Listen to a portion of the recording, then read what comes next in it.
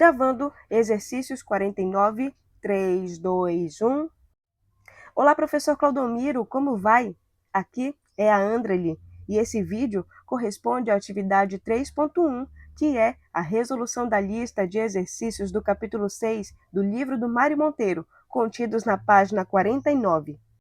Já desejo lhe adiantar que, apesar do senhor não pedir, ao final de cada resposta, eu adicionei uma célula de código com um exemplo para que eu pudesse entender na prática como funciona a teoria. Entretanto, esses exemplos foram feitos apenas para o entendimento mais satisfatório dessa atividade na prática. Todas as questões foram resolvidas à moda antiga, como se estivessem sido escritas no meu caderno, com a seguinte organização: número da questão, comando, resposta e, em seguida, um código de exemplo. Vamos começar?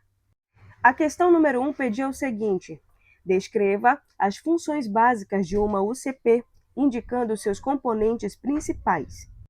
E de acordo com o livro do Mário Monteiro, UCP significa Unidade Central de Processamento, também conhecida como CPU, e é o componente mais importante do computador, porque é ela que executa todos os programas. Ela funciona como o cérebro da máquina, busca, entende e executa cada instrução. E trabalhando no projeto dessa questão, eu entendi que ela trabalha em um ciclo chamado ciclo de instrução, e dentro desse ciclo ela tem 5 funções principais. A primeira é buscar a instrução, onde a unidade de controle usa o registrador PC ou contador de instruções para pegar o endereço da próxima instrução na memória principal e trazer essa instrução para dentro da UCP, guardando no RI, que é o registrador de instruções. A segunda função é decodificar a instrução. A UC analisa o conteúdo do RI para entender o que deve ser feito. Por exemplo, se é uma soma, uma leitura da memória, um desvio. A terceira função é buscar operandos. Se a instrução precisa de dados para executar, a UC busca esses dados na memória ou nos registradores. A quarta função é executar a instrução, onde a ULA realiza a operação de fato. Se for ADD, ela soma. Se for AND, ela faz a operação lógica. E a quinta função é armazenar o resultado. O resultado da ULA é guardado no acumulador ou enviado de volta para a memória principal através do RDM. Depois disso, o PC é incrementado e o ciclo recomeça.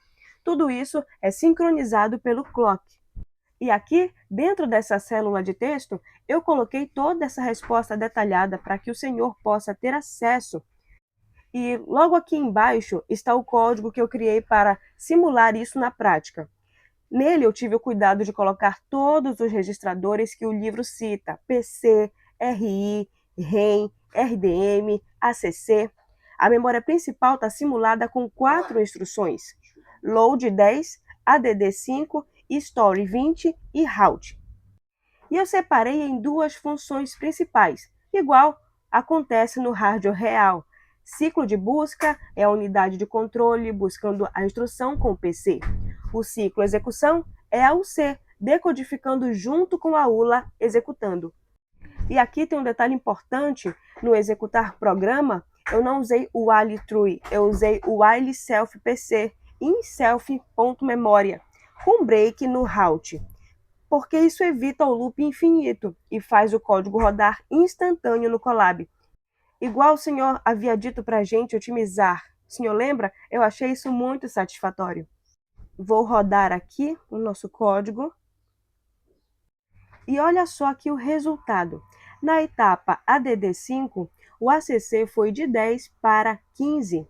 Na etapa Story 20, ele pegou o 15 do ACC e guardou o endereço 20 na memória. É exatamente o que a ULA e a UC fariam num processador real. Nessa primeira questão aqui, eu entendi que a UCP não é um bloco único. Ela é um conjunto, UC mais ULA mais registradores. A UC é o gerente que controla tudo. A ULA é a calculadora que faz as contas. E os registradores, como PC, RI e ACC, são memórias ultra rápidas, dentro dessa própria UCP. E tudo isso só funciona porque o clock gera pulsos que sincronizam cada microoperação. É por isso, professor, na prática, que Quando a gente troca um processador de 2 GHz por um de 4 GHz, o PC fica mais rápido, o dobro de pulso por segundo. E foi exatamente aqui que eu encontrei algumas respostas para algumas dúvidas que eu tinha quando eu li alguns conceitos e eu não conseguia entender. Por exemplo, a diferença real entre o REM e o RDM. Eu entendi, enquanto eu trabalhava nesse projeto, sobre essa questão. Entendi que o REM guarda só o endereço que vai ser usado para acessar a memória. Já o RDM, ele guarda o dado de fato, que vai ou vem da memória. O REM é o para onde e o RDM é o que. Outra curiosidade que eu também entendi nesse projeto aqui é que se o clock parasse, o que aconteceria com o meu código?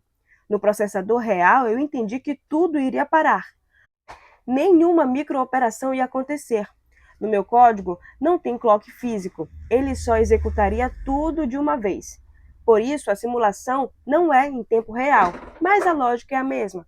E outra curiosidade que eu também entendi aqui é por que o PC incrementa só no final do ciclo. É porque se incrementasse antes, a UC ia buscar a instrução errada na próxima busca. O PC sempre aponta para a próxima instrução que vai ser executada, só depois que a atual terminou. E agora vamos para a questão de número 2. A questão 2 pede o seguinte: quais são as funções da unidade aritmética e lógica UAL? E nós já temos a resposta estudando o material que o senhor disponibilizou. Descobri que a UAL também é chamada de ALU em inglês. É o componente da UCP responsável por realizar efetivamente todos os cálculos e operações lógicas. Ela é o núcleo matemático do processador. E ela tem 4 principais funções, que são operações aritméticas, que executa cálculos matemáticos básicos com números inteiros e de ponto flutuante. As principais são soma, subtração, multiplicação e divisão. E em processadores mais simples, a UAL só faz soma e subtração, e a multiplicação e divisão são feitas por software. Também faz incremento e decremento e deslocamentos aritméticos. A segunda operação principal da UAL são as operações lógicas, realiza comparações e operações de lógica booleana. As principais são AND, OR, NOT, XOR, NAND, NOR. Também faz comparações como igual, diferente, maior que, menor que. E essas operações são a base para a tomada de decisões nos programas tipo if e loops. A terceira função são operações de deslocamento, move os bits de um registrador para a esquerda ou direita, usado para multiplicar, dividir por potências de 2 rapidamente, ou para manipulação de bits, tipo deslocamento lógico, aritmético e rotação. E a quarta principal função da UAL é a geração de flags de status. Após cada operação, a UAL ativa indicadores chamados flags que informam o resultado. Os principais flags são 0, ativado se o resultado foi 0. Carry ativado se houver, vai 1 na soma. Overflow ativado se ocorreu estouro na capacidade. Negativo ativado se o resultado for negativo. E paridade, que indica se o número de bits 1 é par. Uma informação importante é que a UAL não armazena dados, ela não processa. Quem guarda os valores são os registradores, e a UAL também não decide nada sozinha. Ela só executa o que a unidade de controle manda. E aqui, professor, para que eu pudesse entender esse conteúdo na prática, eu simulei uma UAL aqui no Colab e criei aqui a classe UAL com os 4 flags de status, 0, carry negativo e overflow. Cada método é uma operação real na UAL. E olha aqui a função soma. Ela recebe A e B, calcula o resultado, e a primeira coisa que faz depois é chamar atualizar flag. E isso é exatamente o que o hardware faz. Toda operação já seta os flags. E aqui nas operações lógicas, eu fiz operação AND e operação OR. Repare aqui que eu mostro o resultado em decimal e em binário com bin, para ficar mais didático. E quando eu faço 12 AND 10, que em binário é 1100 e 1010, o resultado é 1000, que é 8. No deslocamento à esquerda, deslocamento ESC 32, ele faz 3 shift left 2, que é 12. E isso equivale a multiplicar 3 por 2 elevado a 2, ou seja, 3 vezes 4. É assim que o processador multiplica rápido por potências de 2. E vamos rodar aqui agora o nosso código e aguardar ele executar. E olha aqui a saída. Na aritmética, 15 mais 7 é igual a 22. Flag 0 ficou 0 e negativo 0, porque deu positivo. Na lógica NOT 5, que em 8 bits é 111111010, deu 250. E no deslocamento 0B11 deslocado 2 bits para a esquerda virou 0B1100. A UAL executa a operação que a UC manda e retorna o resultado mais os flags de status. E então aqui nessa questão eu entendi que a UAL não sabe de nada, porém é genial ao mesmo tempo. Eu digo que ela não sabe de nada porque não decide nada, só obedece ao C. E genial porque ela faz contas ilógicas em nanosegundos. E os flags são um jeito dela conversar com a UC dizendo: olha, o resultado deu 0 ou deu negativo, cuidado. É com base nesses flags que a UC decide fazer um desvio condicional. E na prática aqui, professor, todo if x maior que 0 no código vira uma subtração UAL e um teste no flag negativo. E à medida que eu trabalhava nesse projeto, eu entendi 3 curiosidades importantes. Entendi por que a UAL aqui não tem multiplicação e divisão. É porque eu segui o modelo do Mário Monteiro, de UAL simples.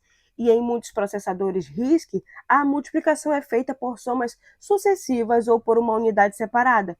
Eu deixei aqui comentado que seria por software, só a nível de conhecimento mesmo.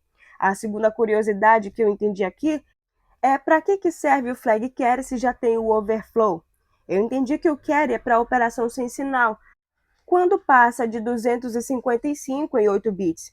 O overflow é para operação com sinal, quando um positivo mais positivo dá negativo. São casos diferentes e aqui no meu código eu simplifiquei. Porém, na vida real, a UC olha os dois. E a terceira curiosidade que eu entendi aqui nesse projeto foi como um deslocamento à direita pode substituir uma divisão. Entendi que deslocar um bit para a direita é dividir por 2, deslocar 2 bits é dividir por 4, e muito mais rápido do que uma divisão na ULA. Por isso, compiladores otimizam x dividido por 8 para x deslocado para a direita por 3. E aqui, a UAL calcula, mas quem manda os dados para ela calcular e para onde vai o resultado é o sistema de barramentos. Só que isso já é um assunto para outra questão, que é a questão de número 3. E o comando da questão 3 diz o seguinte: o que é e para que servia o ACC? Bom, de acordo com as informações do livro, o ACC é o acumulador, um registrador especial que fica dentro da UCP e está diretamente conectado ao UAL. Segundo Mário Monteiro, o ACC é um dos registradores mais importantes da arquitetura clássica de computadores. Ele tinha 5 funções principais.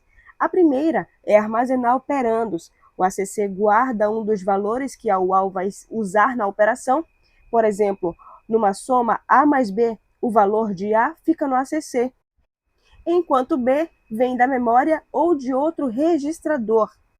A segunda função principal é guardar o resultado das operações. Depois que a UAL executa o cálculo, o resultado é automaticamente armazenado no ACC. E é por isso o nome acumulador.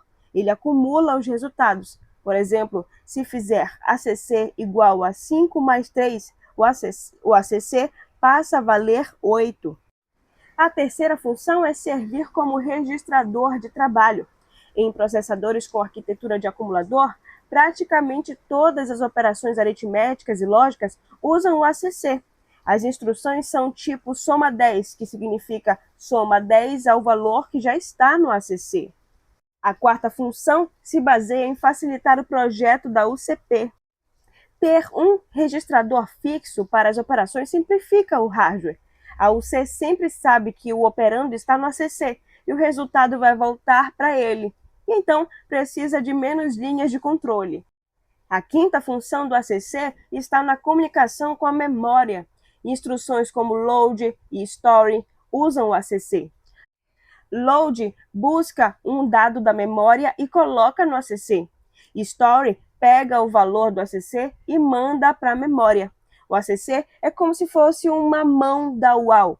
A UAL pega um número no ACC, pega outro na memória, calcula e devolve o resultado de novo para o ACC. Inclusive, processadores modernos têm múltiplos registradores de uso geral e não dependem tanto de um único acumulador. Mas, em arquiteturas didáticas e processadores antigos, o ACC era essencial. E, professor, para que eu pudesse entender tudo isso aqui na prática, eu criei aqui essa classe, o CP com ACC no Colab. Vamos ver? Quero muito que o senhor veja. Olha só, o self-ACC igual a 0 aqui é o registrador principal da UAL. A memória está simulada com 4 endereços, que são 10, 11, 15 e 12. E agora, repara na função load. Ela pega o dado da memória, joga no RDM e de lá vai para o ACC. A mensagem já mostra aqui, acumulador recebeu o valor 25. Isso aqui é o load funcionando. Na função ADD é onde o ACC brilha. Repare aqui na linha self-ACC igual a self-ACC mais self-RDM. A UAL usa o valor que já está no ACC, soma com o RDM e o resultado volta para o ACC. Ele é entrada e saída da UAL ao mesmo tempo. E agora aqui no Story, veja bem, self-memória endereço igual self-ACC. Aqui ele pega o valor do ACC e guarda na memória. Vamos rodar aqui o nosso código e aqui embaixo, rodando o nosso programa, aqui embaixo podemos ver soma mais 25 e guarda o resultado. Viu aqui o passo a passo? Estado inicial do ACC, 0. Depois do load 10, ACC é igual a 25. Depois do ADD 11, ACC é igual a 25 mais 15 igual a 40. E o Story 12 jogou esse 40 na memória. Conclusão aqui do meu código, todas as operações passaram pelo ACC, provando que ele é o registrador de trabalho da UAL. Nessa questão aqui, professor, eu entendi que o ACC é o motivo de existir processador de 8 bits ou de 16 bits. O tamanho do ACC define quantos bits a UAL consegue processar de uma vez. E em arquitetura de acumulador, você programa pensando nele o tempo todo. Carrega no ACC, soma no ACC, guarda no ACC. E por isso, processador moderno usa registradores de uso geral, para não ficar esse gargalo. E para entender, professor, o ACC ele é didático demais, porque mostra o UAL trabalhando na prática. Enquanto eu trabalhava aqui nesse projeto, eu consegui sanar algumas dúvidas que eu mesma tinha. Uma delas era que se toda a operação passa pelo ACC, ele não vira um gargalo? Eu entendi que ele vira sim. Esse é o chamado gargalo do acumulador. Por isso, processadores RISC usam vários registradores para fazer operações entre registradores sem passar sempre pelo ACC. Mas em processadores de 8 bits, como o 8051, o ACC era obrigatório para tudo. Entendi também aqui a diferença entre load ACC 10 e load 10, que o load ACC 10 ele é um endereçamento imediato. Eu entendi que ele carrega o número 10 direto no ACC. E o load 10 é o endereçamento direto que carrega no ACC o valor que está no endereço 10 da memória. E o meu código aqui, ele usou isso diretamente. Outra dúvida que eu tinha aqui era se eu desse um ADD sem ter dado load antes, o que aconteceria? E eu percebi que o ACC ia somar com lixo. Se ele iniciou em 0, ele somaria 0 mais valor da memória. Por isso que em Assembly a gente sempre zera o ACC ou dá load antes de operar.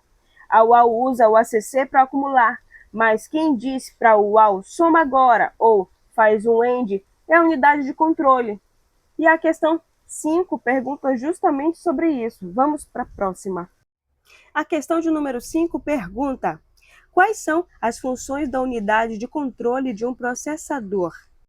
E a unidade de controle, ou UC, é o cérebro da UCP. Segundo Mário Monteiro, ela é responsável por controlar e coordenar todas as operações do processador. A UC não faz cálculos nem armazena dados, ela apenas comanda, como um maestro de orquestra. Ela possui 7 funções principais, que são: a primeira, buscar instruções na memória. A UC usa o PC para gerar o endereço da próxima instrução, coloca esse endereço no REM e ativa os sinais de leitura da memória e transfere a instrução buscada para o RI. Essa é a fase de busca do ciclo de instrução. A segunda função principal é decodificar instruções. Depois que a instrução chega no RI, a UC interpreta o código de operação e ela identifica qual operação deve ser feita. Soma, subtração, desvio, leitura. Quais operandos são usados? Onde está o resultado? Essa decodificação transforma o código binário em sinais de controle. A terceira função principal se baseia em gerar sinais de controle, e essa é a função mais importante. Por exemplo, a UC gera microsinais elétricos que ativam e desativam cada componente no momento certo. Exemplo, ativa o UAL para somar, abre os registradores certos, liga a leitura da memória, incrementa o PC. É como se a UC apertasse todos os botões na ordem correta. A quarta função principal está em controlar o fluxo de dados. A UC define o caminho que os dados vão percorrer dentro da UCP. Decide se um dado vai da memória para o ACC, do ACC para o UAL, da UAL para os registradores. Controla os barramentos internos para evitar conflito de dados. A quinta função é sequenciar as operações, que garante que tudo aconteça na ordem correta e no tempo certo, sincronizando tudo pelo clock. Primeiro busca, depois decodifica, depois busca operandos, depois executa, depois armazena. Sem a UC, a UAL e os registradores fariam tudo ao mesmo tempo e daria erro. A sexta função está em controlar interrupções e desvios. Quando ocorre uma interrupção externa ou uma instrução de desvio condicional, a UC para o que está fazendo, salva o contexto atual, atende a interrupção ou desvio e depois volta. Ela decide quando e como mudar o fluxo normal do programa. A sétima função da unidade de controle é controlar a entrada e saída. A UC também gera sinais para os dispositivos ES. Quando um programa pede para ler do teclado ou escrever no monitor, é a UC que conversa com os controladores de ES. E tem também os tipos de UC. A UC cabeada é onde os sinais de controle são gerados por circuitos lógicos fixos. É mais rápida, mais difícil de alterar. A UC microprogramada usa uma memória de controle com microinstruções. É mais flexível e fácil de modificar. Ou seja, se a UCP fosse uma fábrica, a UAL seria os operários que fazem o trabalho pesado. Os registradores seriam as mesas de trabalho. E a UC seria o gerente que fica dizendo: você pega isso, você soma aquilo, agora guarda aqui. Sem a UC, o processador seria um monte de circuito sem coordenação. E para que eu pudesse entender tudo isso na prática, eu simulei aqui, professor, uma UC no Colab. Eu quero muito que o senhor veja, olha, eu criei aqui a classe unidade de controle com PC, RI e uma lista sinais ativos, que vai guardar todos os sinais de controle que a UC gera. E o pulo do gato está aqui no dicionário, microprograma. Cada instrução como load, add, story e jmp gera uma sequência de microoperações. Isso é exatamente uma sequência UC microprogramada. Cada instrução vira vários sinais. Olha só, a função buscar instrução, ela já gera 3 sinais na ordem certa. Primeiro, PC, REM. PC manda endereço para o REM. Depois, ler main, ativa a leitura da memória. Depois, RDM, RI. Dado vai da memória para o RI. Por último, PC++ menos incrementa o PC. A UC está apertando os botões na sequência. Na executar microoperações, ela pega o microprograma do ADD e executa sinal por sinal. RI, END, REM, ler, main, RDM, UAL, ACC, UAL, somar, UAL ACC.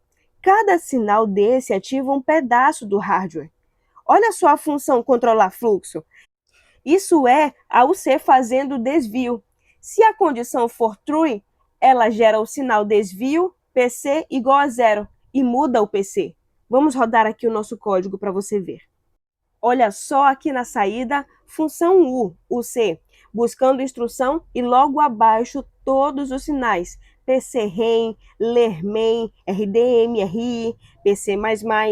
Depois o C função 3 e 4 gerando sinais, com a sequência completa do load. No final, todos os sinais de controle gerados com 9 sinais. A UC buscou aqui, decodificou, gerou sinais, sequenciou operações e controlou o fluxo. Ela é quem manda em todos os componentes da UCP. Nessa questão aqui, eu entendi que a UC é o componente que transforma o código em ação. Ela não calcula nada, mas sem ela, a UAL não saberia quando somar. Ela não guarda dados, mas sem ela, o ACC não saberia quando receber. É a UC que lê o binário 10, 11, 00, 11 e fala, isso é um ADD. Ativa o UAL, pega o ACC, pega a memória, soma e guarda de volta. Na prática aqui, professor Claudomiro, todo bug de programa travou pode ser uma falha da UC em gerar o sinal certo na hora certa. Mas qual seria a vantagem da UC microprogramada sobre a cabeada? Eu entendi durante esse projeto que na microprogramada eu só troco o conteúdo da memória de controle para corrigir o bug ou adicionar instrução nova. Na cabeada, eu teria que fazer o circuito físico. Por isso, o CISC usa microprogramada. É mais fácil de dar patch. E uma das dúvidas que me ocorreu quando eu trabalhava nesse projeto era que se a UC gerar 2 sinais conflitantes ao mesmo tempo, o que acontece? E eu entendi que dá curto no barramento interno. Por isso, o sequenciamento é crítico. O meu código aqui garante que os sinais saem um por vez, na ordem do microprograma. Outra dúvida que eu tive durante o processo é como a UC trata uma interrupção do teclado no meio de uma soma. E eu entendi nesse projeto que ela termina a microoperação atual para não corromper dado. Salva o PC e os flags na pilha, gera o sinal para atender a interrupção e depois restaura tudo. E isso aparece em controlar fluxo no meu código. Mas em hardware real, ele salva muito mais contexto. Entendi que a UC controla tudo com sinais, mas como esses sinais e dados andam dentro do processador? Aí eu também entendi que é pelos barramentos. E agora vamos para a questão de número 6.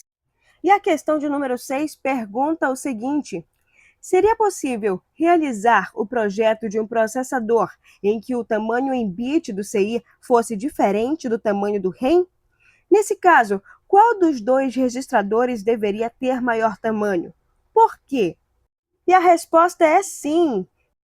É possível projetar um processador onde o tamanho do CI, o contador de instruções, seja diferente do tamanho do REM, o registrador de endereços de memória.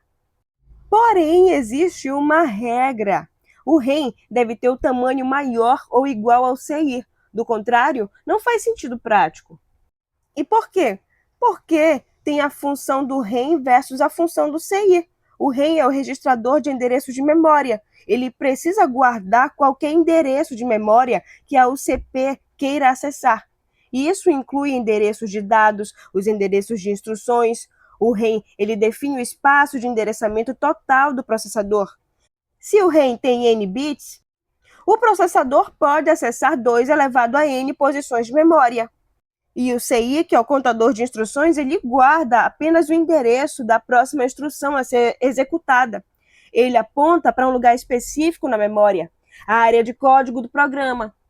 E também tem a regra do tamanho. O REM ele precisa ser maior ou igual ao CI, porque o REM endereça toda a memória.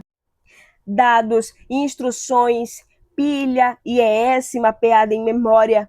O CI precisa endereçar apenas a região onde estão as instruções do programa. Por exemplo, se um processador com RAM tem 32 bits e CI de 24 bits, o RAM 32 bits consegue acessar 4 GB de memória total, que é 2 elevado a 32 endereços. O CI 24 bits consegue apontar para 16 megabytes de área de código, que é 2 elevado a 24 endereços. E isso é totalmente viável.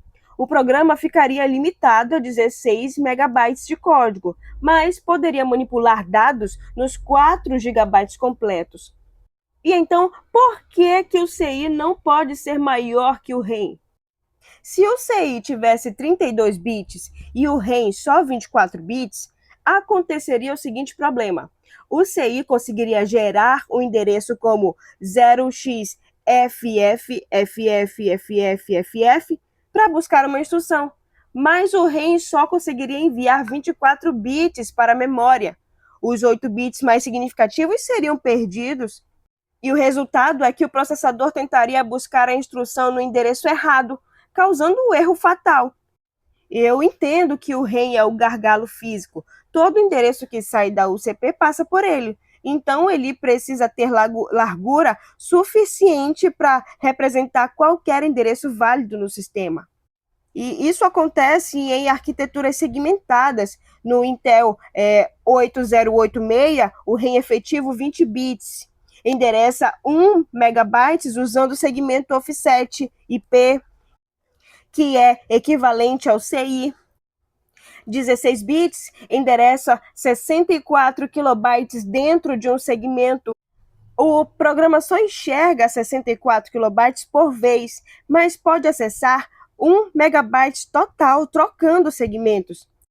O RAM é maior que o CI. Então, é possível sim e comum o CI diferente de RAM. O RAM deve ser maior ou igual ao CI, porque o RAM define o limite físico de endereçamento que o CI só precisa cobrir, a área de código. Se o CI fosse maior, ele geraria endereços que o RAM não conseguiria transmitir para a memória. Mas tudo isso aqui eu só consegui entender mesmo na prática, quando eu estava criando essa função aqui, que eu desejo que o senhor veja. Olha só, a função de simular acesso memória, que eu fiz aqui no Colab, veja. Recebe 2 parâmetros, cbits e rambits. Primeiro eu calculo o espaço de endereçamento de cada um. Espaço CI igual a 2, cbits e espaço RAM igual a 2, rambits. E agora vem o if mais importante do código. Se rambits for maior ou igual a CI bits, se for verdade, é projeto válido, porque o RAM com 32 bits consegue representar qualquer endereço que o CI de 24 bits gerar. Nenhum bit será perdido. Olha só o exemplo de endereço válido.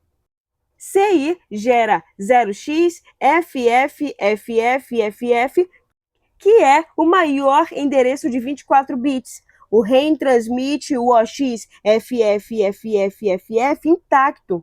Endereço chega intacto na memória. E agora o else, projeto inválido. Se o CI tem 32 bits e RAM 24 bits, o CI gera endereços maiores do que o RAM consegue transmitir. Bits serão perdidos aqui. No exemplo de erro, CI busca instruções em 0xFFFFFFF, o RAM só consegue mandar x0FFFFF. Os bits perdidos são 1, 1, 1, 1, 1, 1, 1, 1. E o resultado? Processador busca a instrução no lugar errado. Vou rodar aqui os 2 casos, vamos ver. Caso 1, RAM maior que CI, válido. Simulação CI 24 bits, RAM 32 bits. CI consegue gerar endereços de 0 até 167.77.215. Espaço de código 16 megabytes. RAM consegue enviar endereços de 0 até 429.496.7295. E o resultado deu espaço total 4.096 megabytes. E o resultado é projeto válido. O REM, com 32 bits, consegue representar qualquer endereço que o CI de 24 bits gerar. Aqui, no caso 2, o CI maior que REM inválido. E a simulação é CI 32 bits, REM 24 bits, CI consegue gerar endereços de 0 até 429, 496, 7295. REM só consegue enviar até 16777.215 e o resultado é projeto inválido. Bits serão perdidos. Exemplo de erro: CI quer 0x FF FF FF FF, REM manda só 0x FF FF FF. E a conclusão do código, que é o REM deve ter tamanho maior ou igual ao CI. O REM é o limite físico e o CI só precisa cobrir a área de código. E aqui nessa questão, professor, eu entendi que o REM é a porta de saída da UCP para a memória. Se a porta tem 24 bits, não adianta o CI gritar o endereço de 32 bits. Os 8 bits da frente vão bater na parede e vão cair.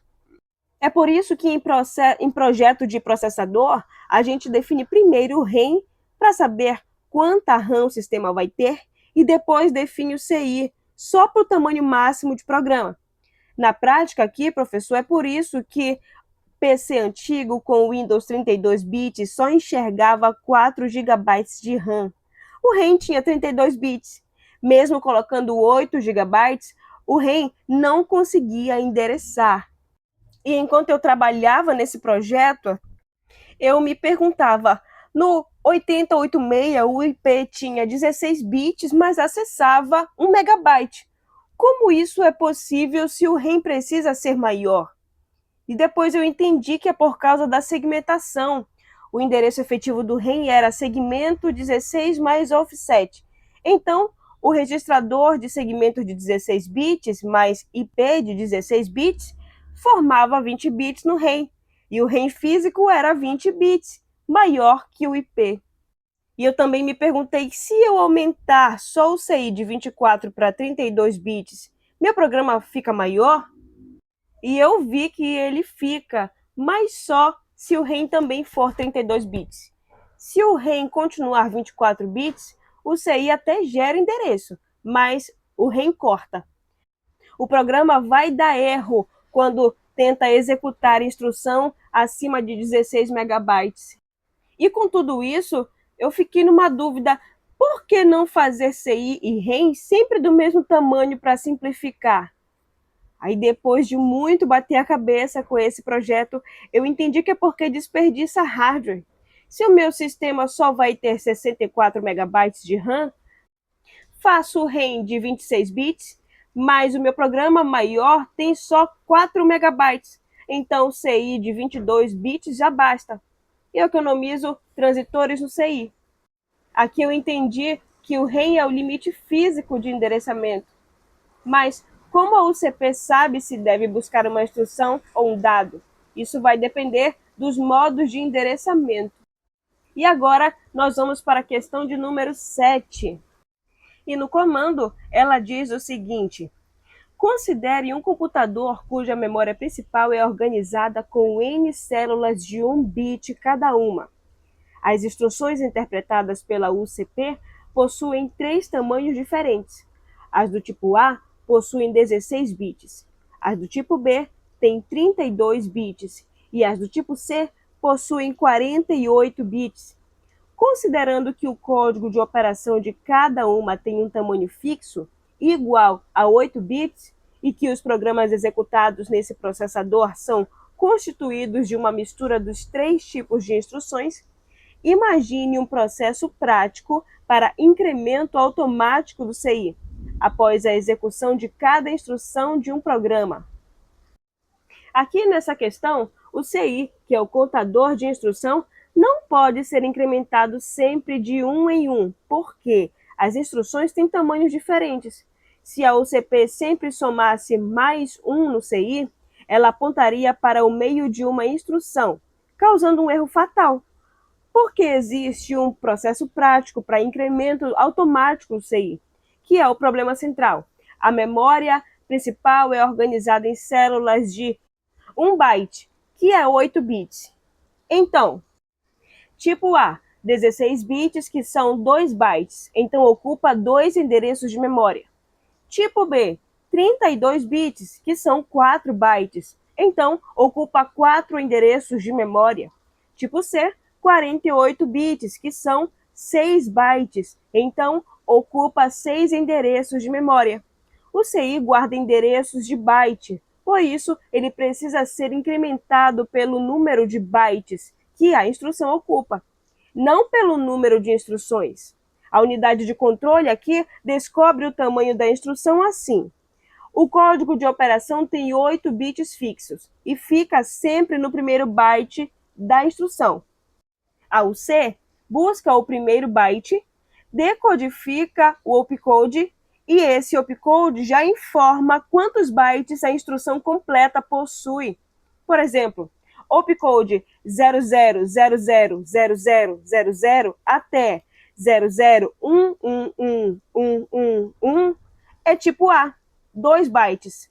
Opcode 01000000 até 01111111 é tipo B, 4 bytes. Opcode 100000000 até 11111111 é tipo C, 6 bytes. Tem também o algoritmo de incremento do CI, onde a UC busca primeiro byte da instrução usando o endereço que está no CI. E esse byte vai para o RI e contém o opcode. Depois, a UC decodifica o opcode. Com base nos 8 bits do opcode, ela consulta uma tabela inteira e descobre essa instrução tem X bytes. Em seguida, a UC executa a instrução completa, buscando os bytes restantes se necessário. E depois de terminar a execução, a UC faz CI igual a CI mais X, onde X é o tamanho em bytes descoberto no passo 2. Então, o CI agora aponta exatamente para o primeiro byte da próxima instrução. O ciclo começa. Isso funciona porque mesmo com a instrução misturada, o CI sempre pula exatamente o número correto de bytes. Se executou uma instrução de 2 bytes, CI mais 2. Se executou uma de 6 bytes, CI mais 6. Assim, nunca aponta para o meio de uma instrução. Mas existem algumas exceções que são instruções de desvio com JMP, CAL, RET. Não usam esse incremento. Elas usam um novo valor diretamente no CI, sobrescrevendo o incremento automático. Mas, para instruções sequenciais, o processo acima ele é obrigatório. E então eu entendo aqui que o incremento automático do CI deve ser viável e igual ao tamanho em bytes da instrução que acabou de ser executada. O C descobre esse tamanho decodificando o pacote de 8 bits, que é fixo e sempre vem primeiro. E como todo bom curioso, eu precisava testar isso para ver como é que isso funcionava na prática.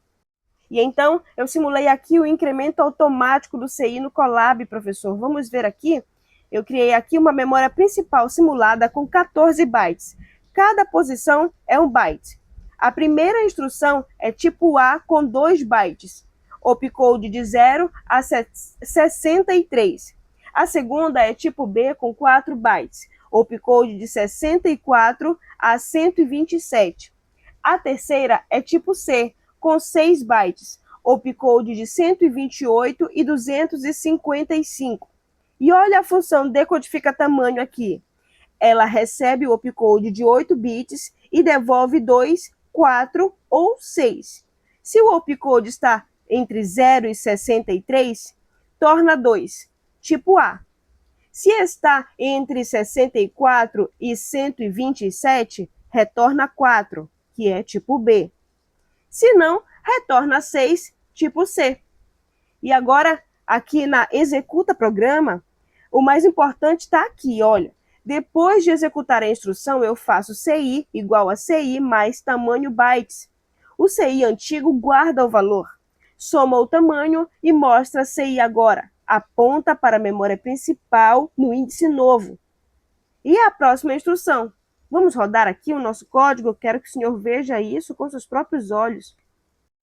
Olha só, instrução 1. CI atual 0 aponta para a memória principal na posição 0. Opcode buscando 0B1, que é 1. Tipo detectado, 2 bytes. Byte da instrução 0x1, 1, 0xAA. Incremento 0 mais 2 igual a 2. CI agora aponta para a memória principal na posição 2. Próxima instrução. Instrução 2. CI atual 2 aponta para a memória principal na posição 2. Opcode buscando 0B1, 00010, que é 66. Tipo 2 detectado. 4 bytes. Byte da instrução. 4 bytes. Incremento.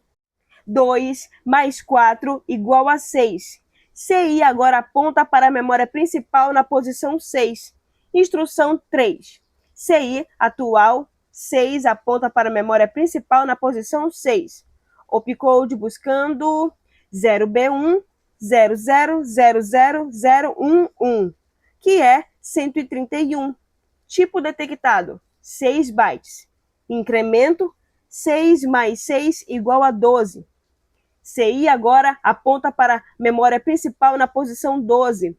Instrução 4. CI atual 12. Opcode 63 tipo A de 2 bytes. Incremento 12 mais 12 igual a 14.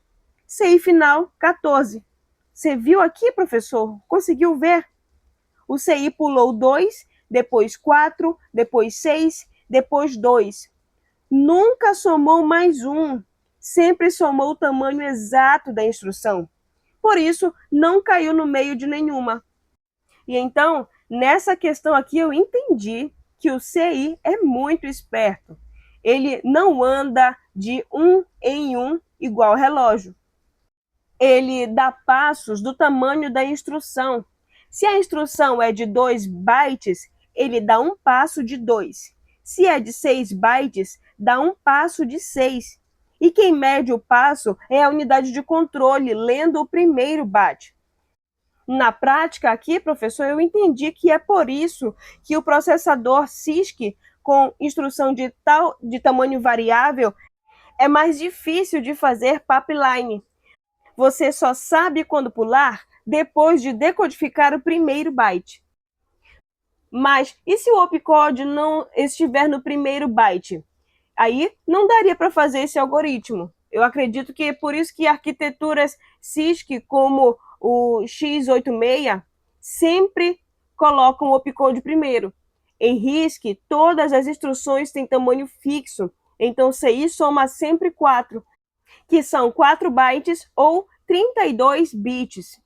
E eu me perguntei durante esse projeto o que aconteceria se a instrução estiver entre 2 blocos de memória paginada. E eu entendi que a MU gera uma falta de página no meio da busca. A UC tem que tratar isso, buscar a página nova e continuar. Mas o incremento do CI só acontece depois da instrução inteira ser buscada com sucesso. E então eu pensei, por que não fazer todas as instruções do mesmo tamanho? E eu entendi que é porque instrução grande para operação simples desperdiça memória. Instrução pequena para operação complexa não cabe. Tamanho variável economiza espaço em disco e memória principal. É o trade-off em hardware simples e programa compacto. Foi dessa forma que eu fiz a questão 7 e agora nós vamos para a questão 8. E o comando da questão 8 diz o seguinte: considere um processador cujo ciclo de instrução não possua a etapa de incremento automático do valor do CI. Imagine um método alternativo que permite a execução do programa. Aqui, o CI, contador de instrução, ou PC, Program Counter, guarda o endereço de memória da próxima instrução que será buscada pela UCP. No ciclo de instrução normal, depois que a UCP busca a instrução no endereço apontado pelo CI, ela faz o incremento automático, CI igual CI mais 1. E isso prepara o CI para apontar para a próxima instrução sequencial na memória. Se o processador não tiver essa etapa de incremento automático, o valor do CI ficaria parado sempre no mesmo endereço. E o resultado é que a CPU buscaria e executaria a mesma instrução infinitamente vezes, e o programa não avançaria. E o método alternativo aqui é tornar o incremento do CI responsabilidade do software, ou seja, o próprio programa precisa ter instruções explícitas para realizar o CI após cada instrução executada. Na prática, funcionaria assim: cada instrução útil seria seguida por uma instrução do tipo addci1 ou jump endereço seguinte. O programa ou compilador teria que calcular manualmente o endereço da próxima instrução e colocar esse comando. Para desvios condicionais e incondicionais não muda nada, porque eles já alteram o CI. O problema é só na execução sequencial. Esse método aqui tem algumas desvantagens, que são o programa ficar muito maior, porque quase dobra a quantidade de instruções. A segunda desvantagem é que o desempenho cai, já que a CPU gasta ciclos de clock só para atualizar o CI, coisa que o hardware faria em paralelo e de graça. A terceira desvantagem é aumenta a chance de erro de programação, porque esquecer o incremento trava o programa. E é por isso que todos os processadores reais implementam o incremento automático do CI no hardware durante a fase de busca. É uma otimização fundamental do ciclo de instrução. E para provar o tamanho do problema, eu criei aqui uma simulação dessa CPU sem incremento automático aqui no Colab.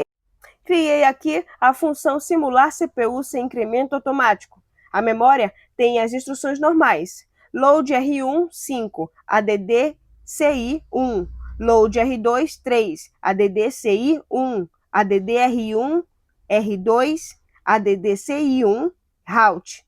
Repare aqui, professor, entre cada instrução útil, eu tive que colocar um addci1 manualmente. Se eu não colocar, o programa trava. Olha aqui no código.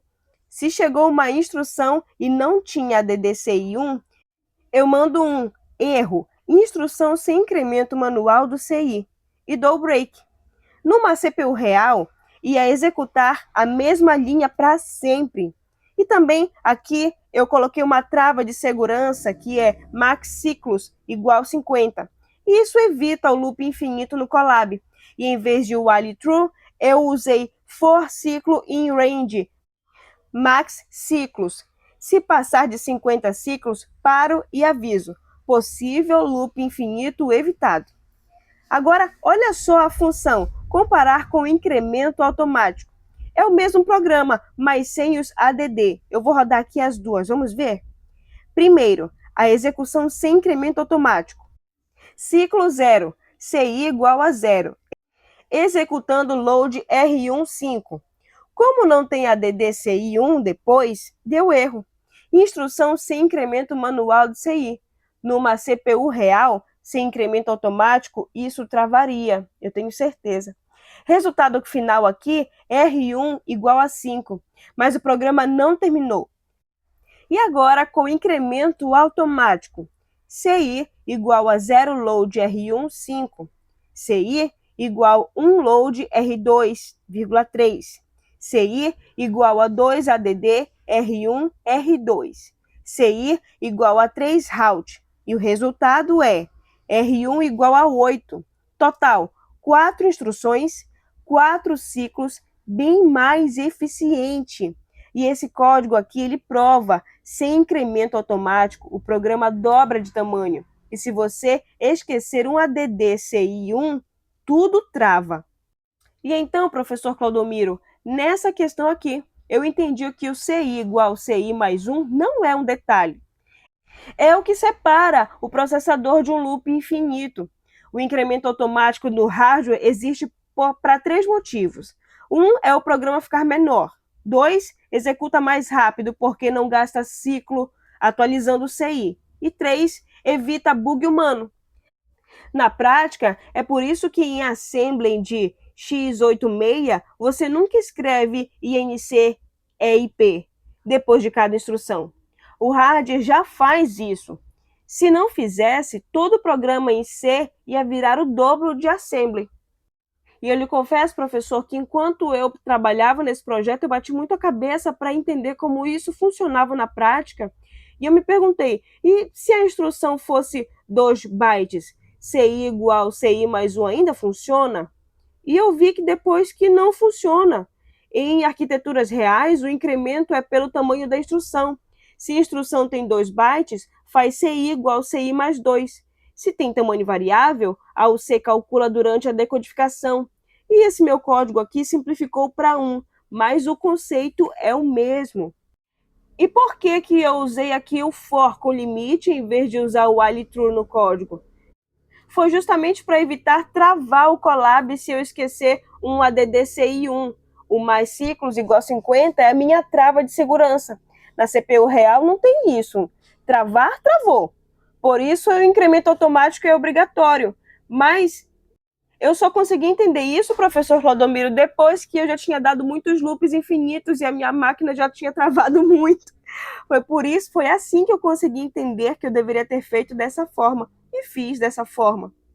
E eu também me perguntei se um JP não resolveria, por que precisa do ADDCI1?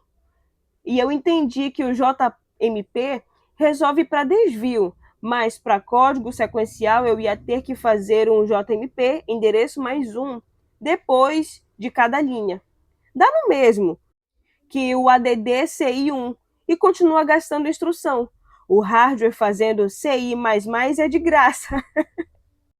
Então foi dessa forma que eu fiz essa oitava. E agora vamos para a questão de número 9. E o comando da questão de número 9 diz o seguinte: qual é e onde se localiza o registrador cujo conteúdo controla a sequência de processamento das instruções de um programa?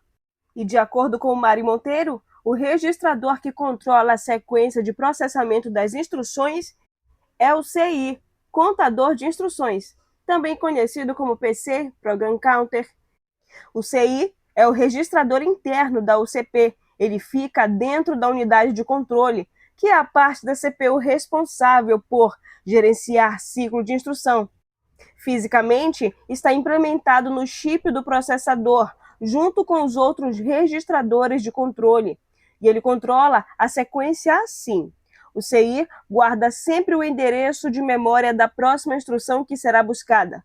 Durante a fase de busca, o ciclo de instrução, a UCP, usa o valor do CI para acessar a memória e trazer a instrução.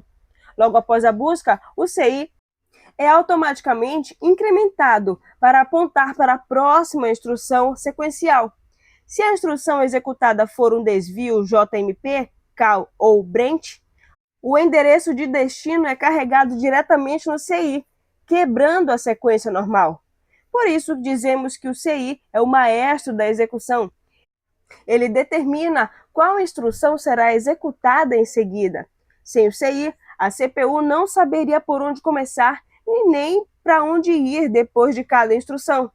Podemos encontrar outros nomes como IP, Instruction Pointer, em arquiteturas x86 ou IAR, Instruction Address Register, mas o conceito é o mesmo. E para que eu entendesse o CI controlando o fluxo na prática, aqui, professor, eu criei também essa simulação aqui no Colab como exemplo, somente para um melhor entendimento de como funciona. Veja só, a função é simular controle de sequência pelo CI. Primeiro eu montei aqui um programa na memória com desvio, endereço 0, load R110, 1, load R220, 2, CMP R1R2, que compara R1 com R2, 3, JMP 6, desvio incondicional para endereço 6, 4, ADDR1 R2, Essa instrução será pulada. 5. Sub R1, R2. Esta também será pulada. 6. MUL R1, 2. Execução continua por aqui por causa do JMP. 7. Halt. Agora, olha o dicionário UCP. Repare só, o CI está aqui dentro. Isso prova que o CI é o registrador interno da UCP. Localização. CI é o registrador interno da UCP dentro da unidade de controle. No while, começa a mágica. Endereço atual é igual a UCP-CI. O CI diz qual endereço buscar. Depois, instrução igual memória endereço atual. E aí, printo. CI igual endereço atual, buscando instrução. Na fase de execução, olha o padrão. Em toda a instrução sequencial eu faço o CPCI mais igual a 1. Incremento automático, load R1, CI mais igual a 1. Load R2, CI mais igual a 1. CMP, CI mais igual a 1. Mas no JMP é diferente. Eu pego aqui um novo endereço igual a 6. Eu faço o CPCI é igual novo endereço. CI recebe novo valor 6. E a observação: CI foi alterado pelo JMP não incrementado. E dou aqui continue para pular o incremento. Vamos rodar aqui o nosso código para você ver na prática. Demonstração. CI controlando a sequência. CI igual a 0, buscando load R1, 10. CI igual a 1, buscando load R2, 20. CI igual a 2, buscando CMP R1, R2. Comparando R1 igual a 10 com R2, 20, CI3 buscando JMP6. Desvio. CI recebe novo valor 6, CI igual a 6, buscando MUL R1, 2, CI igual a 7, buscando halt, programa finalizado. E estado final ficou CI igual a 7, R1 igual a 20, R2 igual a 20 também. Observe aqui, professor, que as instruções 4 e 5 foram puladas porque o JMP alterou o CI. Por isso, prova que o CI controla qual instrução será executada em seguida. Quando o CI vale 3, ele buscou o JMP 6. O JMP sobrescreveu o CI com 6. Na próxima busca, CI igual a 6. Então, pulou direto para MUL. Nessa questão aqui, professor, eu entendi que o CI é literalmente o dedo da UCP apontando no código. Se o CI aponta para a linha 3, a UCP executa a linha 3. Se o JMP muda o CI para a linha 6, a UCP pula para a linha 6 também. Por isso, debugger mostra o PC ou RIP, é o CI, te dizendo onde o programa está. Na prática, professor, todo o bug de loop infinito é um CI que nunca muda de valor. E todo bug de segmentation fault é um CI que apontou para endereço de memória inválido. E, contudo, o CI, ele fica na UCP ou na memória principal? E eu posso afirmar, com a leitura do material, que fica na UCP, dentro da unidade de controle. Ele é o registrador interno do chip. Ele só guarda endereços, mas o conteúdo dele aponta para sempre para a memória principal. Por isso que o meu código colocou o CI dentro do dicionário UCP. E enquanto eu trabalhava nesse projeto, me perguntava, mas e se der cal? O que acontece com o CI atual? E eu descobri, professor, que o endereço de retorno, que é CI mais 1, é salvo na pilha. E o CI recebe o endereço da função. Quando derrete, a CPU desempilha e joga de volta no CI. E por isso, função volta para o lugar certo. E logo quando eu rodei de primeira o meu código, eu pensei, por que no meu código o JMP deu continue e não incrementou? E depois eu comecei a entender que é porque o JMP ele já define o próximo CI. Se eu incrementasse depois, ia para 7 em vez de 6.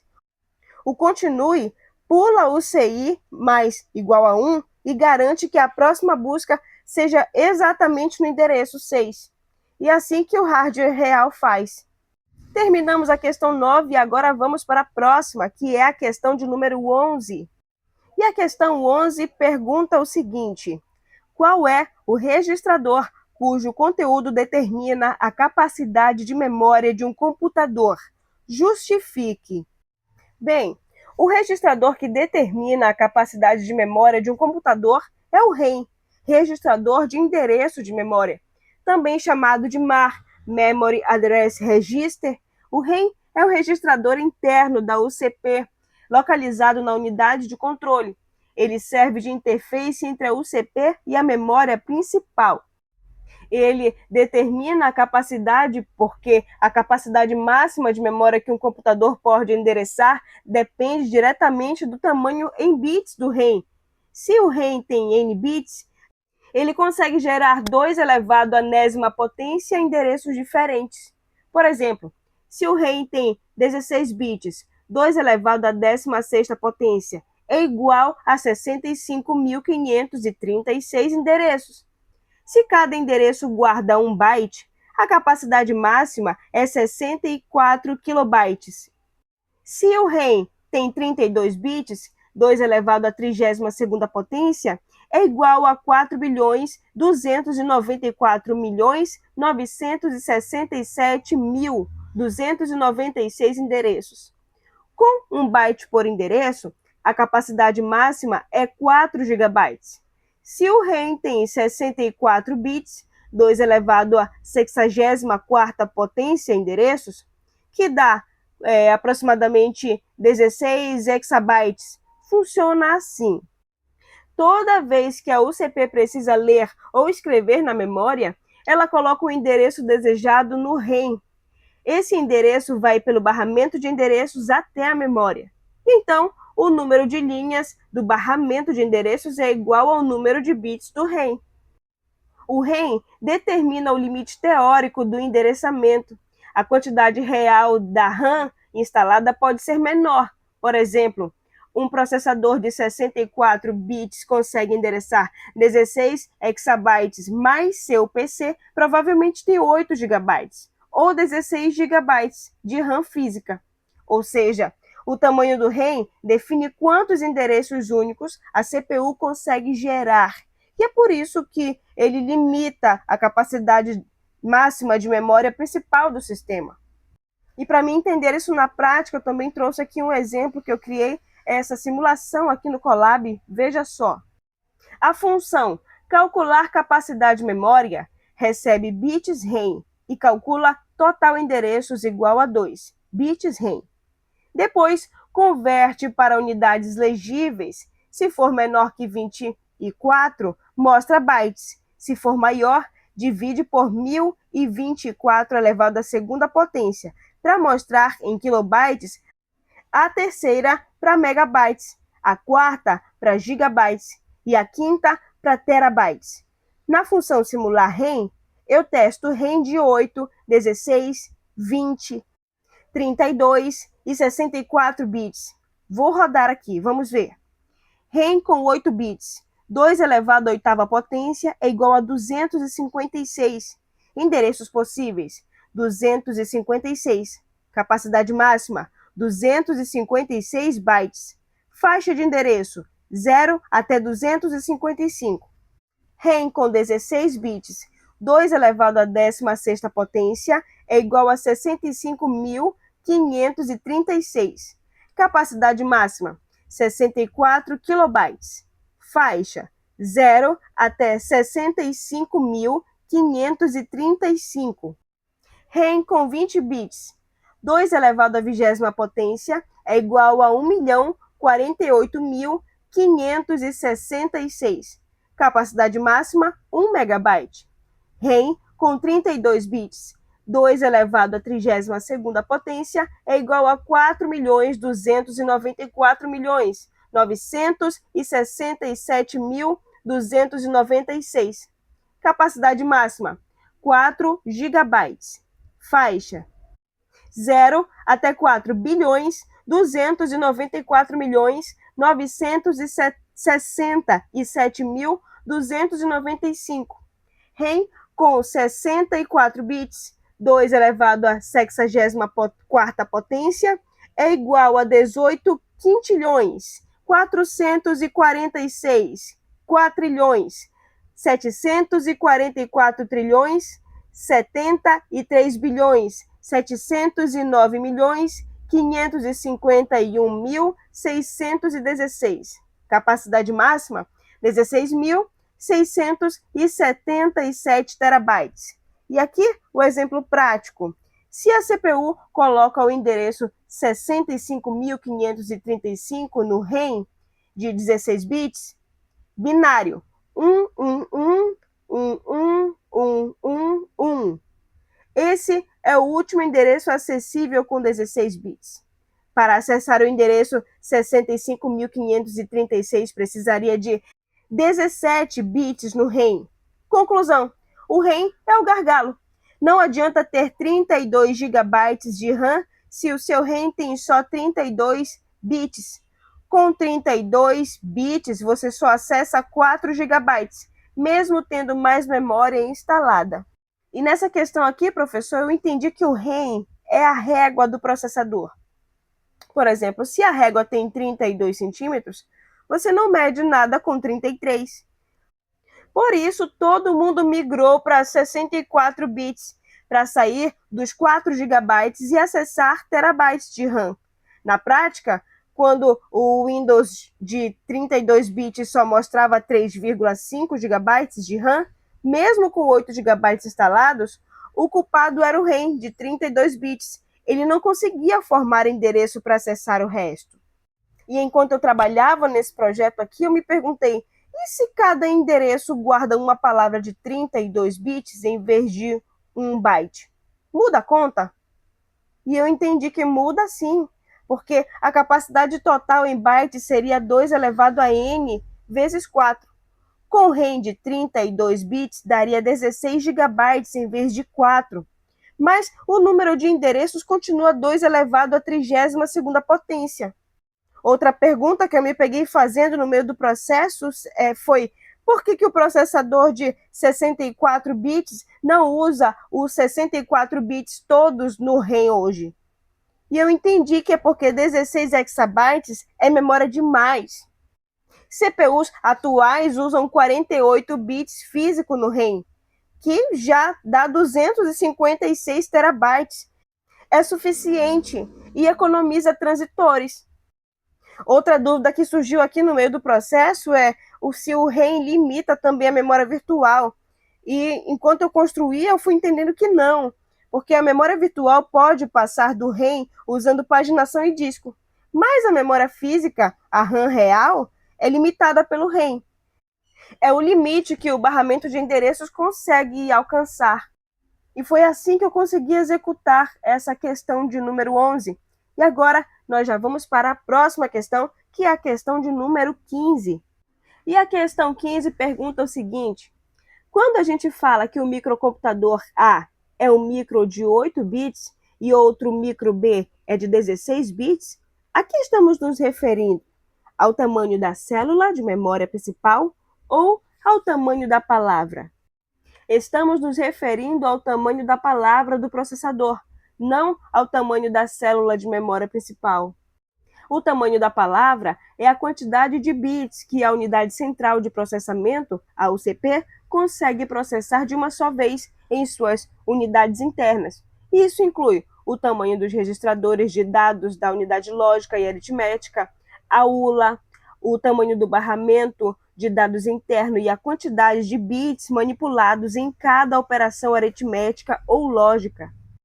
Já a célula de memória principal é a menor unidade endereçável da MP. Historicamente, quase todos os computadores usam célula de 8 bits, que é 1 byte. Isso depende se o processador é de 8, 16, 32 ou 64 bits. Então, micro de 8 bits versus 16 bits refere-se à palavra. A célula de MP continua sendo de 8 bits nos dois casos. E eu também coloquei aqui um exemplo para que eu tivesse um melhor entendimento dessa questão. Aqui está o nosso código e eu quero demonstrá-lo para que o senhor veja com seus olhos. Linha 6. Eu defino aqui na linha 6 uma função e imprimo um cabeçalho. Linha 8 a 13, eu criei um dicionário memória, simulando a memória principal.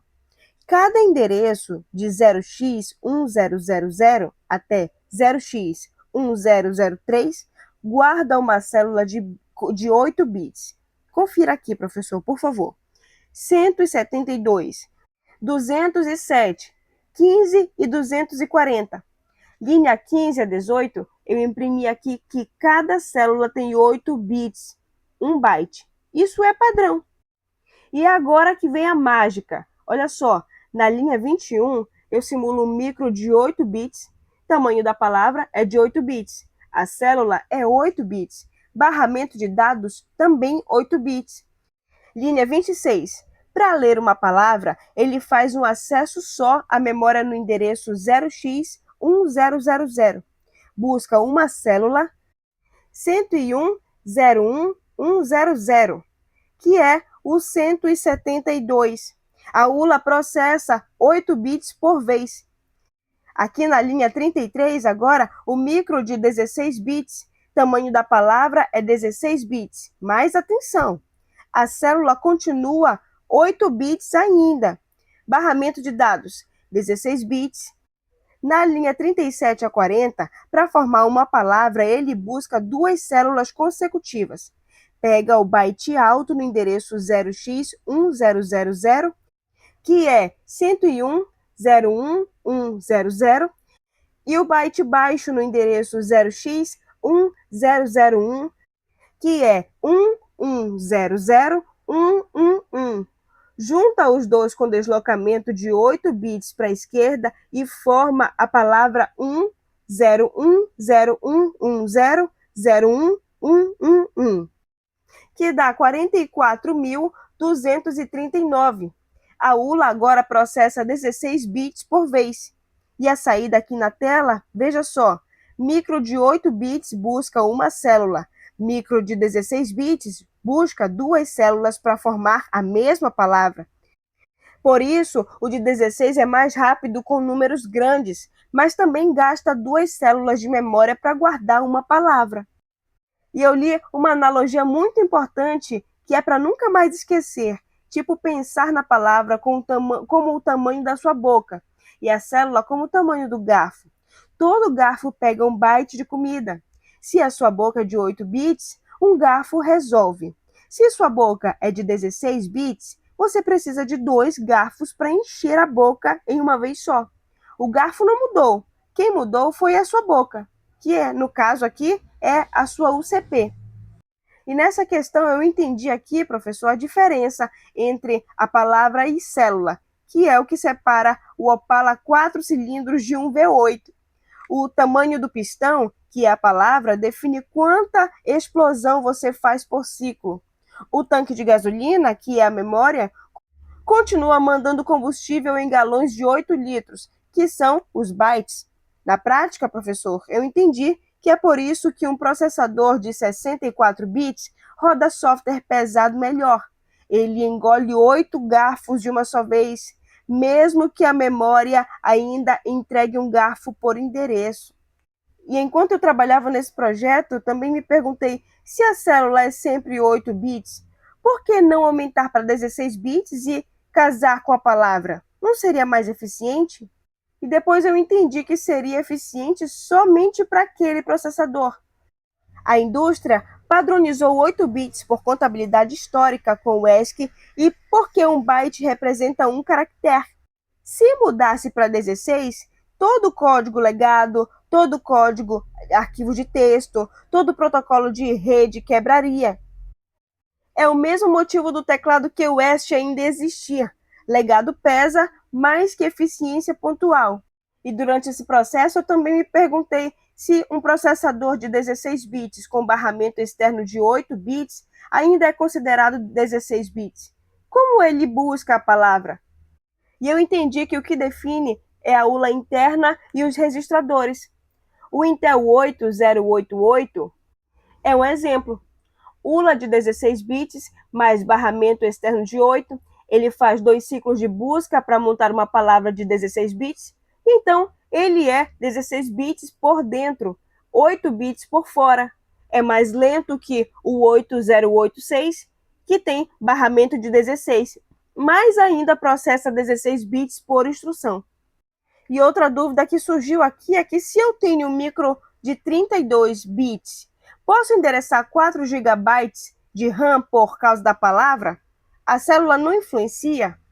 E eu entendi que é quase lá. Quem define o espaço de endereçamento é o tamanho do registrador do endereço, que geralmente acompanha a palavra, e não a célula. Com 32 bits de endereço, eu tenho 2 elevado à 32ª potência de combinações, que dá 4 GB. A célula de 8 bits só diz que cada endereço aponta para um byte. Então, com 32 bits, você endereça 4 GB de byte, não de palavras. Se a célula fosse 16 bits, você endereçaria 8 GB com o mesmo registrador. Mas aí quebra toda a compatibilidade. E eu fecho aqui essa questão 15, entendendo que boca grande come mais garfos por vez. E agora é o momento da gente ir para a questão de número 18. O enunciado dela diz o seguinte: explique a diferença entre um processamento sequencial e um outro pipeline. A diferença está na forma como a unidade central de processamento, a UCP, organiza o ciclo de instrução para executar várias instruções. O processamento sequencial é um modelo mais simples e antigo. A UCP executa uma instrução por vez, completando todo o ciclo de instrução antes de começar a próxima. O ciclo tem 5 etapas: busca da instrução, decodificação, busca de operandos, execução e armazenamento de resultados, como nós já vimos aqui. No sequencial, essas 5 etapas acontecem para a instrução 1. Só quando a instrução 1 termina completamente é que a instrução 2 começa a fase de busca. E eu posso dizer que é como lavar roupa numa máquina só.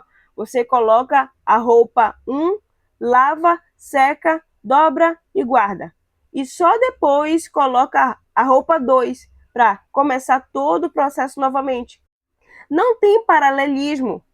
E esse processo ele tem a vantagem de ser simples de implementar no hardware, controle fácil, e a desvantagem de ser muito lento, muito lento. A maioria das unidades da UCP fica ociosa enquanto uma etapa é executada.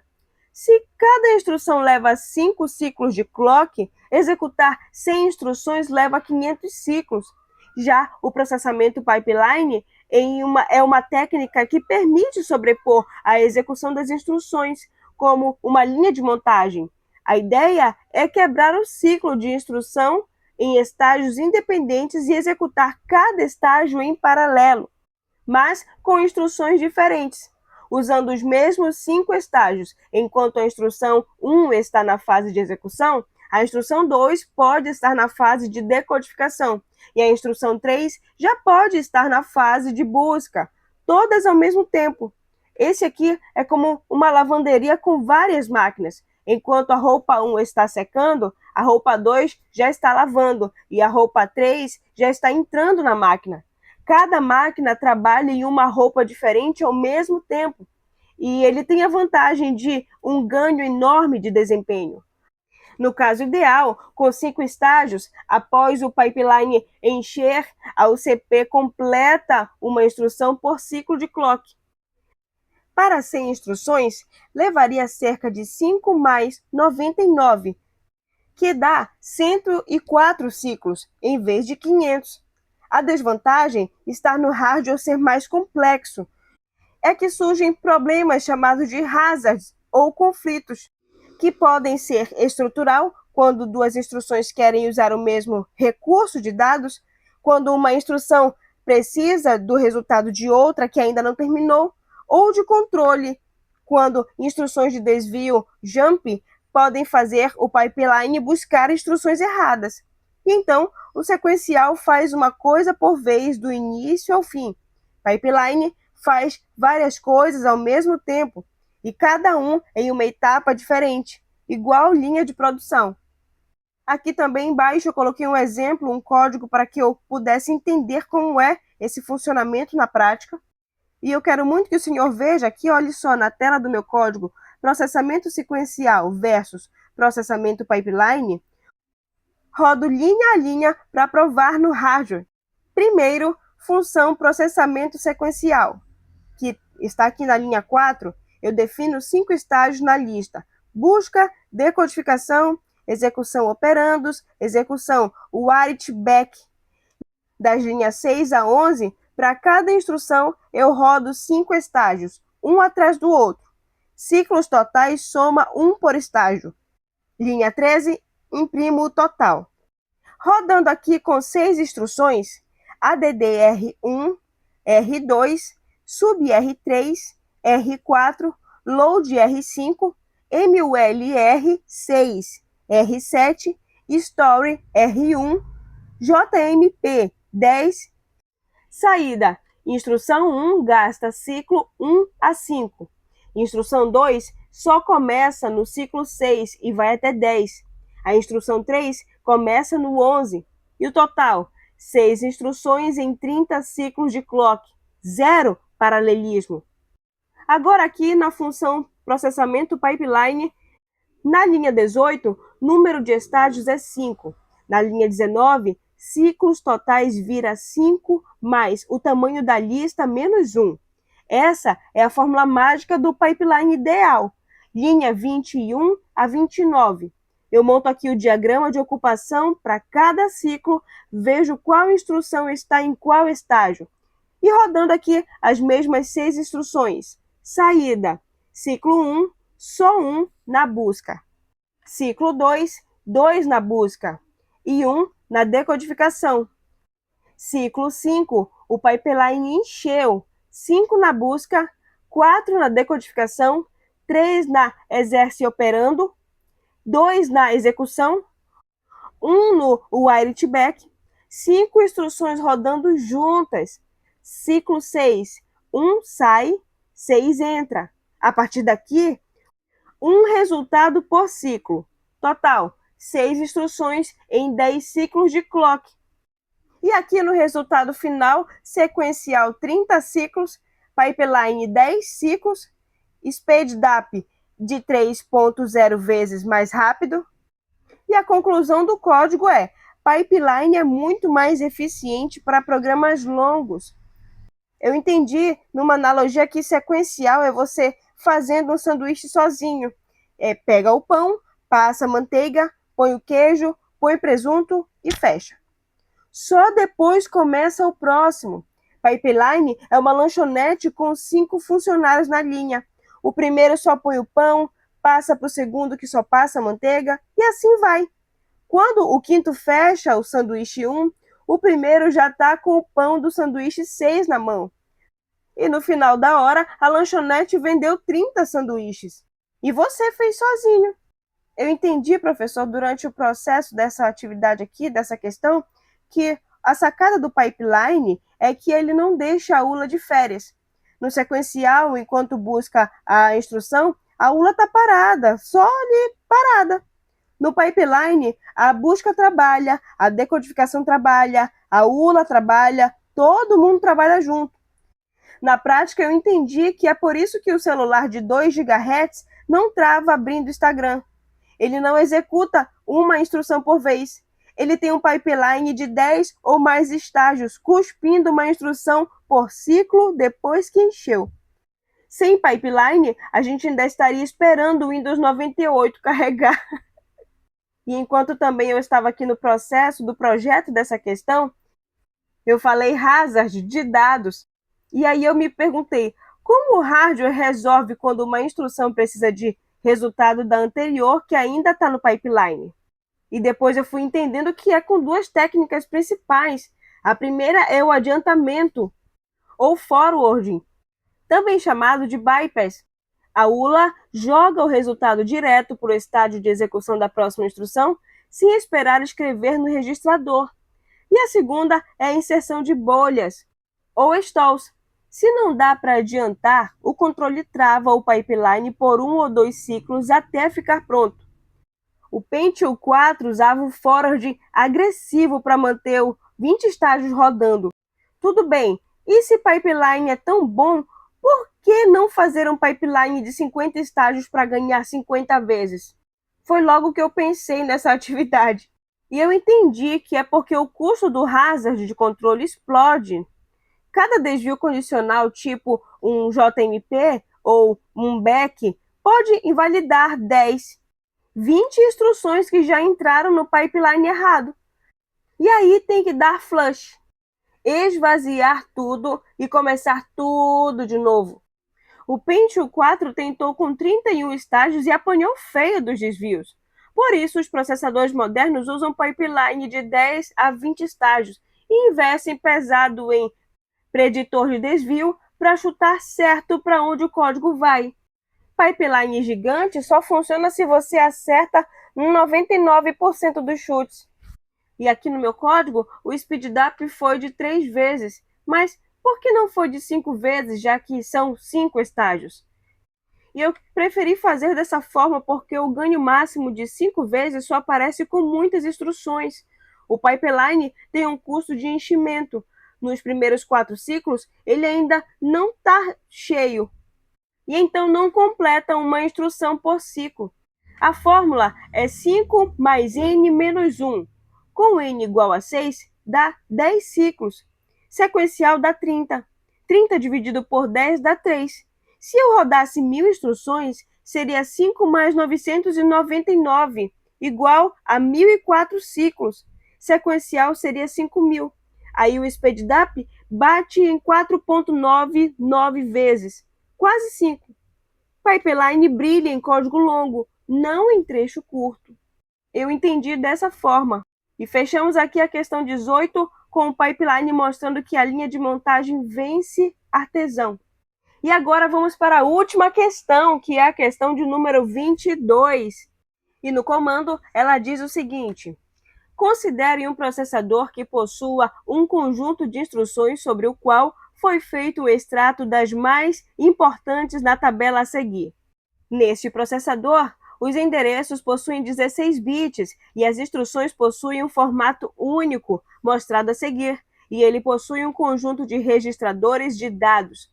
Suponha que, em determinado instante, correspondente ao término da execução de uma instrução qualquer, o CI tenha armazenado o seguinte valor, representado em hexadecimal: CI igual a 2B78 e que o registrador R1 tenha armazenado o seguinte valor em hexadecimal: R1 igual a 2C4F08D9. Aqui, ele também dá o formato da instrução, que é op.reg.op.2. E na letra A, ele pergunta: qual deverá ser a largura em bits do campo COP das instruções? E essa letra A foi respondida da seguinte forma: no campo COP, precisa ter bits suficientes para representar todos os códigos de operação distintos. Na tabela, o maior COP é 20 em hexadecimal, que equivale a 33 em decimal. E para representar 34 valores diferentes do 00 até 21, precisamos de 6 bits, porque 2 elevado à quinta potência é igual a 32, e não basta. Os 2 elevado à sexta potência é igual a 64 e cobre. Logo, a largura do campo COP é de 6 bits. Foi essa a resposta que eu coloquei aqui na letra A, e agora vamos para a letra B, que ele pergunta o seguinte: qual deverá ser a largura do campo reg das instruções? E eu respondi da seguinte forma, que o campo reg serve para identificar qual registrador de dados será usado na instrução. O enunciado diz que existe um conjunto de registradores de dados e mostra que existe pelo menos o R1, mas não informa a quantidade de registradores. Então, não dá para determinar a largura exata sem essa informação. E eu justifico essa resposta dizendo que se o processador tivesse 8 registradores R0, a R7 seriam necessários 3 bits. Se tivesse 16 registradores R0 a R15, seriam 4 bits, como mínimo absoluto. Com 2 registradores, precisaria de 1 bit. Na prática, assume-se 4 bits para suportar até 16 registradores, que é comum. Foi dessa forma que eu respondi a letra B.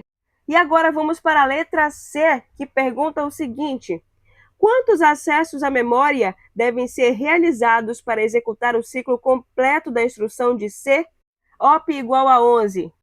E para a instrução de COP igual a 21?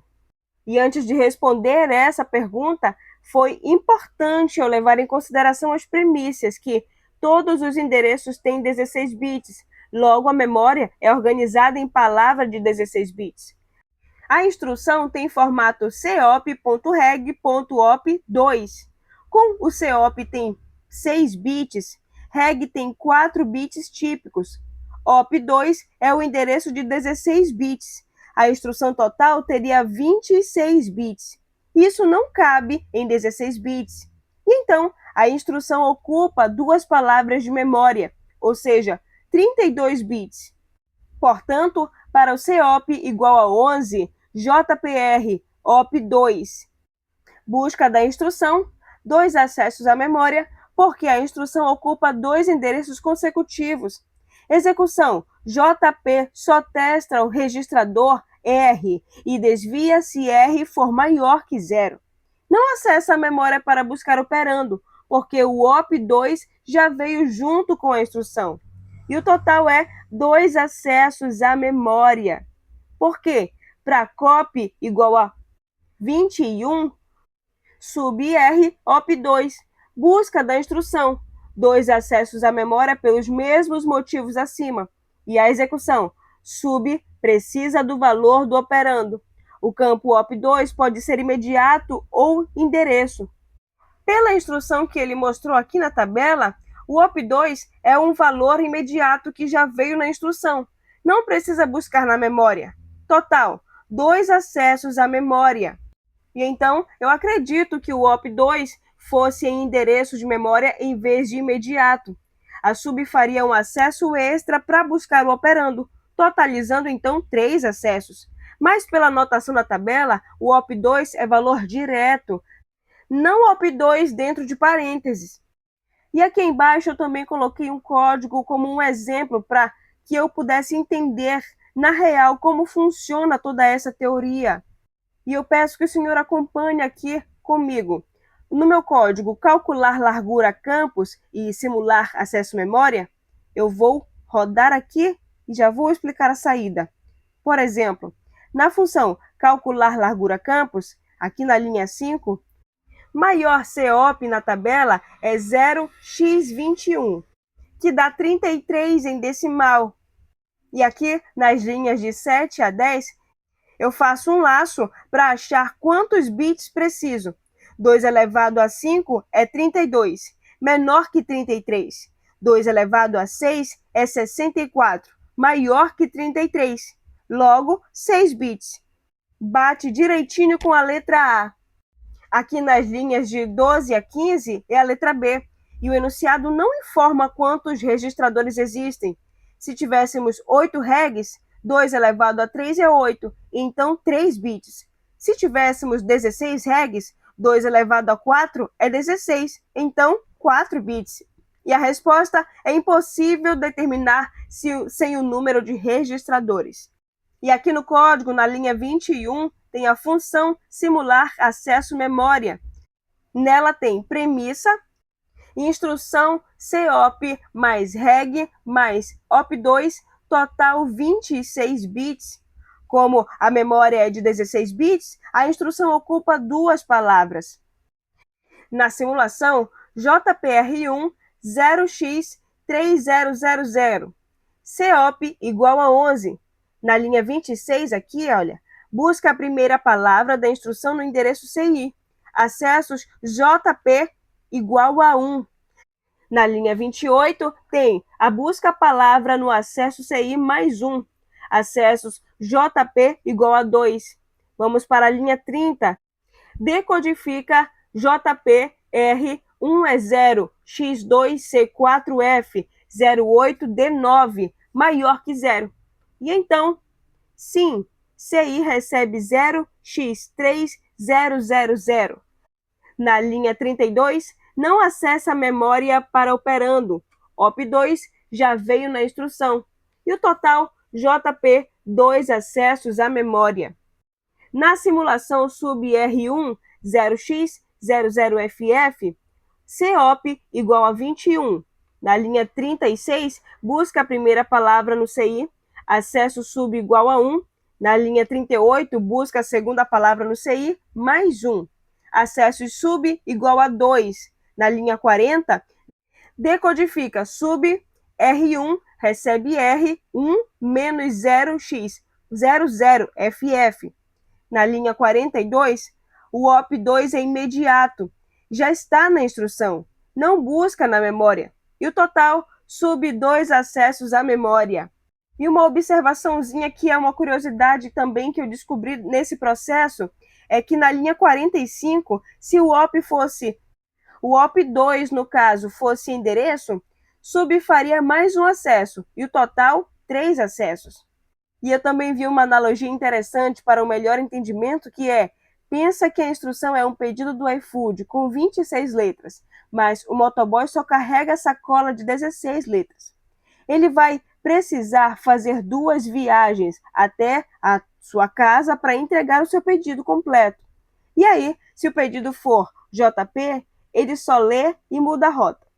E não busca mais nada. Se for sub, com valor imediato, ele já trouxe o cupom de desconto no pedido, não precisa voltar no restaurante. Se for endereço, aí ele teria que fazer a terceira viagem para buscar o desconto. E eu entendi, professor, que a moral da questão 22 é que o formato de instrução define tudo. Do tamanho dos campos até quantas vezes a UCP bate na porta da memória principal. 6 bits para o COP, porque 34 instruções não cabem em 5 bits. Reg indefinido, porque o enunciado não entregou o jogo. E os 2 acessos para buscar a instrução de 32 bits numa memória de 16. Na prática, professor, eu entendi que é por isso que arquiteturas RISC forçam instruções de tamanho fixo e alinhado para buscar sempre em um acesso só e manter o pipeline alimentado sem tropeçar. Enquanto eu trabalhava no projeto dessa questão 22, também me surgiram muitas dúvidas, e uma delas é, se o COP precisa de 6 bits e o REG usa 4 bits, e o OP2 tem 16 bits, a instrução teria 26 bits. E como isso é armazenado em memória de 16 bits? Será que sobra bits? Tem desperdício? E enquanto eu fui construindo essa questão aqui, eu fui entendendo que a instrução é quebrada em 2 palavras de 16 bits. Primeira palavra leva COP com 6 bits, REG com 4 bits, e sobram 6 bits do OP2. Segunda palavra leva os 10 bits restantes do OP2 e sobram 6 bits que ficam não usados ou usados para extensão futura. E sim, tem desperdício. Eu entendi que tem sim esse desperdício de 6 bits por instrução. E é por isso que arquiteturas modernas alinham tudo em múltiplos de 32 ou 64 para não desperdiçar. A segunda pergunta que eu me fiz também foi uma dúvida que surgiu e demorou para sair, no caso do JP, que são 2 acessos. Mas e a fase de busca do ciclo de instrução? Ela não conta como acesso? Então, eu fui também aprendendo que ela conta sim, e já está nos 2 acessos. A fase de busca é justamente ler a instrução da memória. Como a instrução ocupa 2 palavras, a busca faz 2 acessos, um no CI, o outro no CI mais 1. Depois que a instrução está no registrador de instrução, o RI, a decodificação e execução do JP não acessam mais a memória, porque o destino do salto já veio no OP2, por isso o total dá 2. E eu entendi isso também, e a última pergunta que surgiu para mim durante esse processo é que se a gente mudasse a memória para 32 bits por palavra, quantos acessos a sub faria? E o que mudaria no desempenho? E eu entendi que mudaria tudo. Com a palavra de 32 bits, a instrução inteira de 26 bits caberia em uma só palavra. A busca faria um acesso só em vez de dois. A sub com imediato continuaria sem acesso extra na execução. Total, um acesso. O speedup de 100% na busca. Na prática, é por isso que processador de 32 bits com memória de 32 bits roda mais liso. Casa e a largura da instrução com a largura do barramento. Mas aumenta custo de hardware e consumo, porque todo o acesso busca 32 bits, mesmo para dado de 8. E aqui, professor Claudomiro, nós fechamos com chave de ouro a lista da página 49. Nós fizemos da questão número 1 até a questão 22. Mostramos aqui o ciclo de instrução, ULA, ACC, UC, CI, pipeline e agora o formato de instrução na veia, com códigos, saídas, mostrando hardware conectado. E a nossa missão aqui já foi cumprida. Quero que o senhor saiba que para mim foi muito gratificante fechar essa lista, porque à medida que as dúvidas vinham, elas mesmas iriam sendo sanadas conforme eu ia mergulhando ali naquele assunto, e para mim foi incrível. E desde já eu quero lhe agradecer pela oportunidade de estudar arquitetura de computadores tendo o senhor como professor. Deixo aqui os meus mais sinceros agradecimentos e espero muito que essa atividade esteja dentro daquilo que o senhor deseja para esta avaliação. Muito obrigada e até a próxima!